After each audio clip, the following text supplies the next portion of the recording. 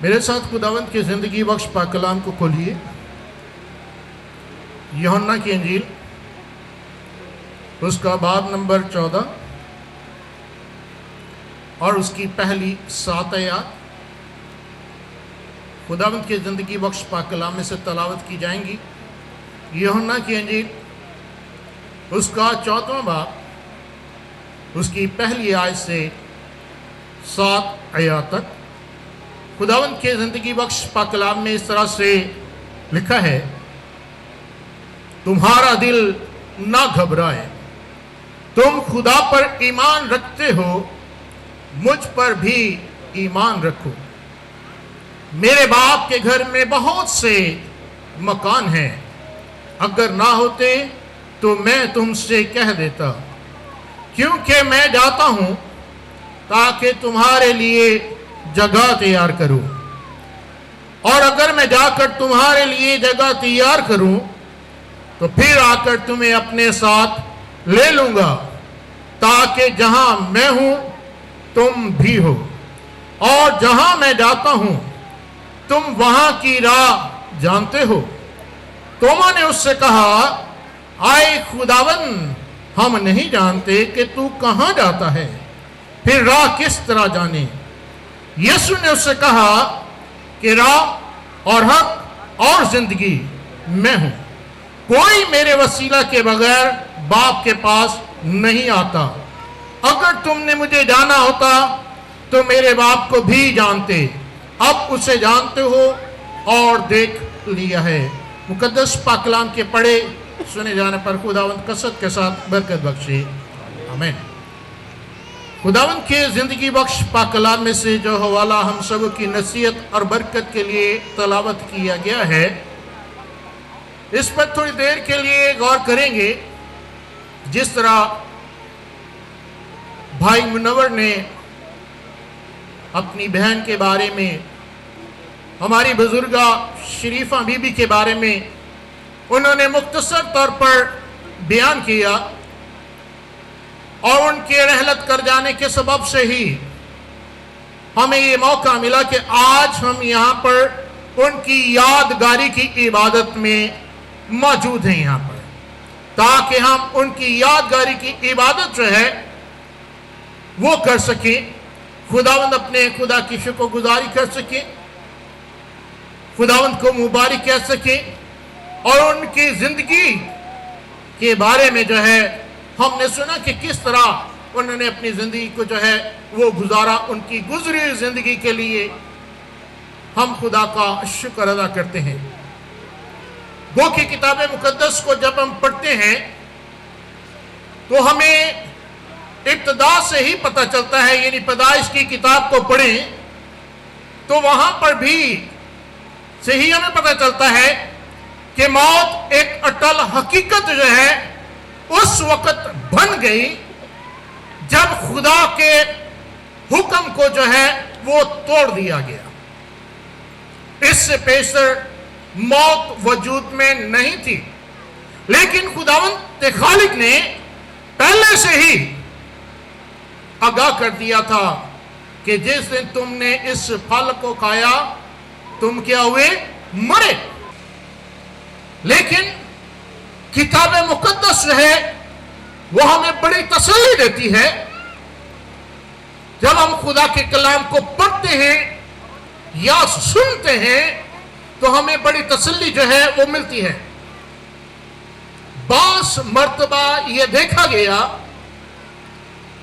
کہ بعض لوگ تسلی نہیں پا رہے ہوتے، شاید اس کا سبب یہ ہے کہ خدا کے کلام کی طرف ان کا دھیان نہیں ہوتا، ان کی لگن نہیں ہوتی، شاید اسی لیے انہیں تسلی نہیں مل رہی ہوتی۔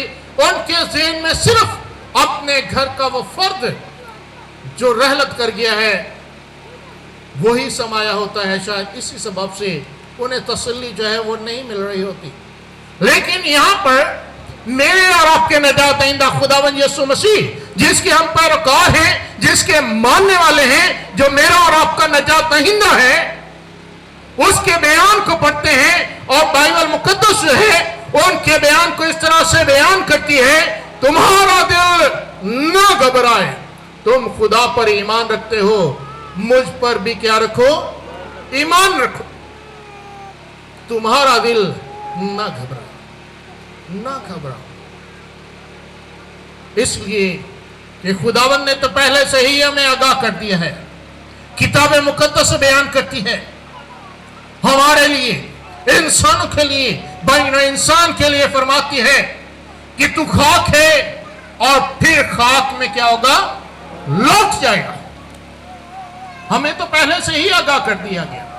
इसीलिए खुदा का कलाम जो है हमें एक जिंदा उम्मीद दिलाता है कि तुम न घबराओ। इसलिए कि हम ये ख्याल बांधते हैं जिस तरह कि शायद जो हमारा अजीज इस दुनिया से रहलत कर गया है, अब पता नहीं क्या बनने वाला है। उसके साथ ये उस वक्त सोच हम में आती है जब हम खुदा के पाक कलाम को ध्यान से सुनते नहीं या पढ़ते नहीं हैं। उस वक्त इस तरह की सोच जो है वो हमारे ज़हन में आती है, और बहुत लोगों की तो सोच इससे भी आगे बढ़ जाती है, और वो इस तरह से कहते हैं ए जहान मिटा ते अगला कैसे डिठा। जिंदगी है बस मौज करो, जो भी हो सकता करो, पता नहीं है कि की होना तो की नहीं होना।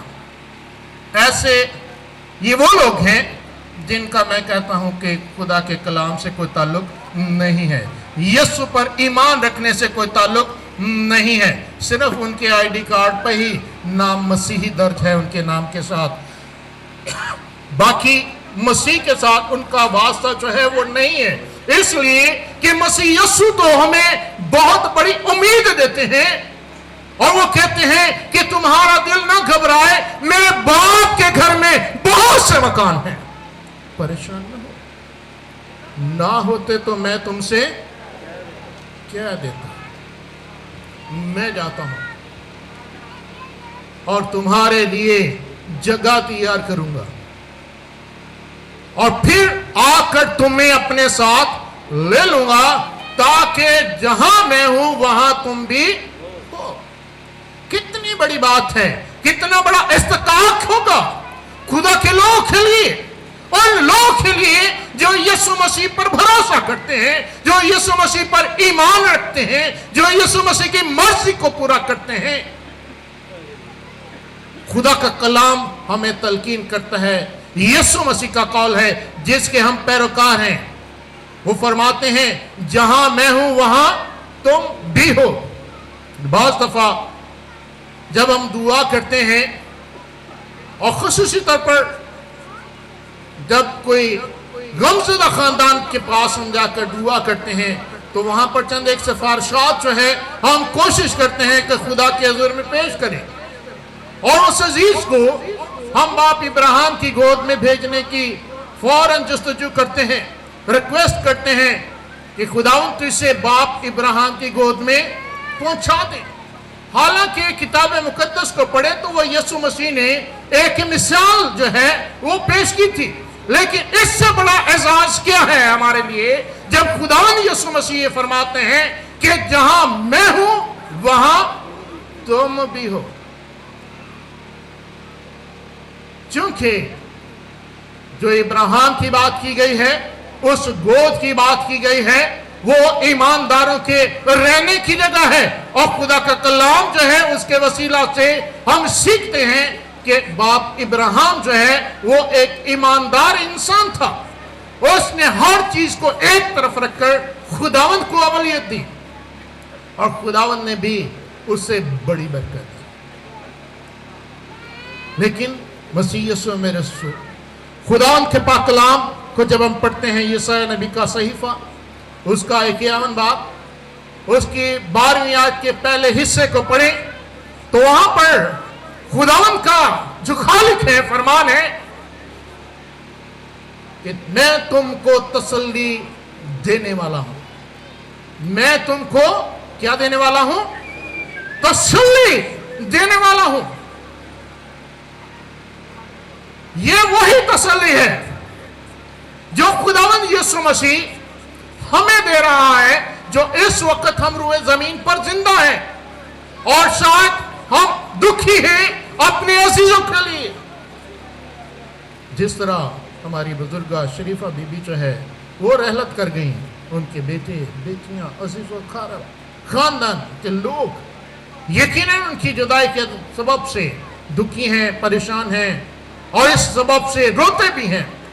लेकिन खुदावंद का कलाम कहता है कि खुदावंद जो है वो तसल्ली देने वाला खुदावंद है और इससे बड़ी तसल्ली है ही नहीं। खुदा ने अपने बेटे यीशु को इस दुनिया में भेजा और उसका अजीम वादा हर उस मसीह के लिए है जो उस पर ईमान रखता है। खुदावंद यीशु मसीह फरमाते हैं, मैं तुम्हें अपना इत्मीनान दे जाता हूं, उस तरह नहीं जिस तरह दुनिया देती है, क्योंकि उसने वादा कर रखा है कि मैं दुनिया के आखिर तक हमेशा तुम्हारे साथ। कितना बड़ा वादा खुदावंद ने हमारे लिए कर रखा है, किस कदर खुदावंद हमारे लिए फिक्र करता है। लेकिन हम समझते हैं, हम में से बात समझते हैं कि शायद जो हमने फिक्र की है वो खुदावंद की फिक्र से बढ़कर है, जो हमने कोशिश की है शायद वो खुदावंद की कोशिश से बढ़कर है। लेकिन इस बात को कभी भी हमें नहीं भूलना चाहिए कि हम खुदावंद के हाथों में हैं और वो हम सबका मालिक है। और जब वो मालिक है तो उसके पास इख्तियार है और जिसको चाहे जिस उम्र में चाहे उसको वो कह सकता है, आए बनी आदम लौटा, और जिसको वो हुक्म दे दे वो ठहर नहीं सकता। इसलिए कि इस दुनिया में तो रहते हुए हम जिला वतनी की जिंदगी जो है वो गुजार रहे हैं, लेकिन असल वतन जो है हमारा और है। और उसी वतन में ये खुदावंद यीशु मसीह के वादे के मुताबिक मकान है और ये खुदा के लोग के लिए है, ईमानदार लोग के लिए है, यीशु मसीह के मानने वाले लोगों के लिए है। और खुदावंद का वादा है कि जहां मैं हूं वहां तुम भी हो। तो फिर अजीजों जरूरत इस अमर की है कि जिस तरह खुदावंद यीशु मसीह का ये कौल है कि तुम्हारा दिल ना घबराए, हम परेशान ना हो, हम गमज़दा ना हो, हम दुखी ना हो, क्योंकि खुदावंद ने पहले से ही हमसे बढ़कर अपने लोगों के लिए फिक्र कर रखी है। जब उसने हमारी फिक्र कर रखी है तो फिर जरूर है हम अपनी फिक्र अपने खुदावंद पर छोड़े, खुदावंद को मुबारक कहें जो भला खुदा है। अपनी बुजुर्गा की उस जिंदगी से सीखे कि हमने भी एक अच्छी जिंदगी बसर करनी है ताकि खुदावंद की हुजूरी में सरफराज किए जा सके और उन अपनी मकानों को हासिल कर सके जो खुदा ने अपने लोगों के लिए तैयार कर रखे हैं। ना कि उस मुकाम में हम जाएं नाफरमानी के सबब से, हुक्म अदूली के सबब से, जहां रोना और दांतों का पीसना है। खुदावंद ने हमारे लिए अच्छा मंसूबा बना रखा है, खुदावंद ने हमारे लिए अच्छा इंतजाम कर रखा है, इसलिए हमें खुदावंद का शुक्र अदा करना है और खुदावंद अपने खुदा को मुबारक करना है। खुदा हम सब को कसरत से बरकत बख्शे। आइए अपने सर को खुदा की हुजूरी में दुआ के लिए झुकाएं, दुआ मांगे। आए अज़ल से ज़बा किए बर्रे खुदा कदूस बहरबर के मालिक खालिक खुदा पा खुदा, तुझे था जो है जो आने वाला अजीम खुदा है और खुदावंद तेरे जैसा कोई खुदा नहीं है। आसमानी खुदा पा खुदा तेरा शुक्र अदा करते हैं आज की सारी इबादत के लिए, सारी प्रोसेस के लिए खुदावंद तेरा शुक्र अदा करते हैं, सारी दुआओं के लिए खुदावंद तेरा शुक्र अदा करते हैं, सारे इंतजाम के लिए खुदावंद तेरे शुक्रगुजार हैं और चाहते खुदावंद तो अपने लोगों के साथ जितने भी सर खुदावंद तेरी हजूरी में सर्वस्व जो हैं एक एक को खुदावंद तू नाम बना अपना भारी फजल अता फरमा। खुदा पाक खुदा तो अपने लोगों के इस दुख की हालत में प्रभु यीशु अपना इत्मीनान था कर ताकि खुदा वो तसल्ली जो तू अपने लोगों को देना चाहता है इन्हें हासिल हो सके। और खुदा दिल से तेरे लोग तेरी मर्जी को कबूल करें और तेरे बंदा अय्यूब के साथ कहने वाले ठहर जाए। खुदावंद ने दिया, खुदावंद ने ले लिया, खुदावंद ही का नाम मुबारक हो। मुबारक खुदा, तू जो हमारी खताएं बख्शने वाला है, तू जो हमारी जानों का लंगर है, हम में से हर एक के साथ हो। खुदा पाक खुदा इस खानदान को बड़ी तसल्ली बख्श दे। आज के सारे इंतजाम के लिए खुदा पाक खुदा तेरा शुक्र अदा करते हैं। लगातार खुदावन तू अपने लोग की रहनुमाई कर, अपने लोग को अपनी बरकत से माला माल कर, गिरने ठोकर खाने से बचा और महफूज है। यीशु मसीह नासरी के नाम से ये दुआ मांगते हैं। खुदावंत की सिखाई दुआ और बरकत के कलमात के साथ मेजर प्रवीण जो है आज की इबादत को बर्खास्त करें।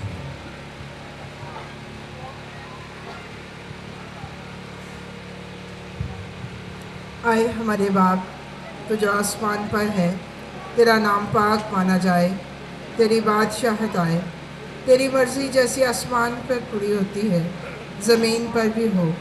हमारी रोज़ की रोटी आज हमें दे, जिस तरह हम अपने कर्जदार को मुआफ़ करते हैं, तू भी हमारे कर्ज हमें मुआफ़ कर।